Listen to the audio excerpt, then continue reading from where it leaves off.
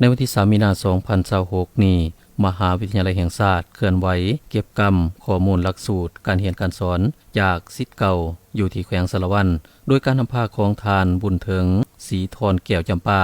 หัวหน้าคณะนิติศาสตร์และรัฐศาสตร์พร้อมด้วยพนักงานครูอาจารย์จากมหาวิทยาลัยแห่งชาติให้การต้อนรับและเฮ็ดเวียกร่วมของทานคำตู่แก้วมณีหัวหน้าว่าการแขวงสารวัตรพร้อมด้วยพนักงานอ้อมข้างแขวงที่ได้ศึกษาหำเฮียนอยู่มหาวิทยาลัยแห่งชาติหรือเอิ้นว่าศิษย์เก่าเข้าร่วมอยู่ที่สโมสรของแขวงจุดประสงค์ในการลงมาเคลื่อนไหวในครั้งนี้ก็เพื่อเก็บกรรมข้อมูลหลักสูตรการเรียนการสอนจากศิษย์เก่า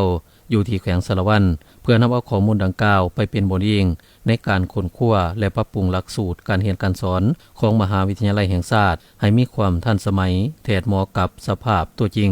สามารถตอบสนองได้ตามความเห็นของต้องการของตลาดแรงงานในยุคปัจจุบันก็คือการเสริมโยงกับภาคพื้นและสากลสิ่งสำคัญคือศิษย์เก่าที่ได้ให้ข้อมูลต้องมีความถูกต้องตามความเป็นจริงภาวะวิสัยและสะท้อนให้เห็นถึงความต้องการตัวจริงของหน้าที่เวียกงานในปัจจุบันเพื่อเป็นข้อมูลพื้นฐานสำคัญที่สุดในการสร้างทรัพยากรมนุษย์ของชาติให้มีคุณภาพและเป็นกำลังแรงในการพัฒนาประเทศชาติก็คือพัฒนาแขวงสารวัตรให้มีความเจริญเป็นก้าวๆจากนั้นก็ได้มีการแจกย้ายแบบฟอร์มเก็บกรรมข้อมูลตามตารางหลักสูตรจากศิษย์เก่า